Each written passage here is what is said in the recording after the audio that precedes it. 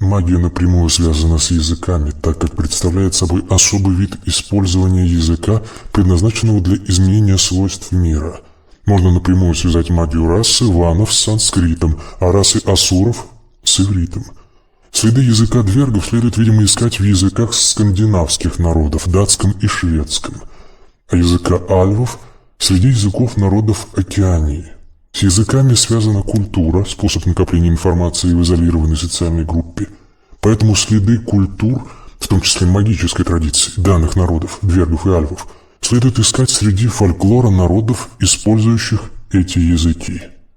В Третьем Рейхе была осуществлена попытка восстановить культуру расы ванов, ариев. Нацисты пытались выделить генетические линии, несущие геном ванов, отсеяв носителей генома асуров или мурийцев. Раса ванов изначально была создана йотунами для борьбы с асурами и захвата принадлежащей им планеты. Поэтому одним из важных признаков принадлежности к расе ванов нацисты считали антисемитизм, биологическая ненависть к семитским расам. Поскольку нацисты пытались выделить именно геном ванов, то прежде всего искали биологических, зоологических антисемитов. Важно, чтобы ненависть к семитским народам, асурам или атлантам у этих людей, предположительно носителей генома ванов, имела иррациональный, не связанный с какой-либо идеологией характер, была заложена на генетическом уровне.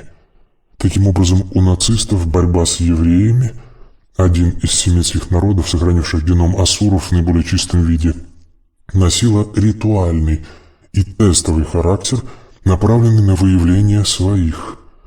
Созданный Генрихом Гиммлером магический орден СС должен был состоять из истинных арийцев, носителей ванского генома, поэтому участие в уничтожении евреев было одним из видов тестирования животного антисемитизма для членов ордена.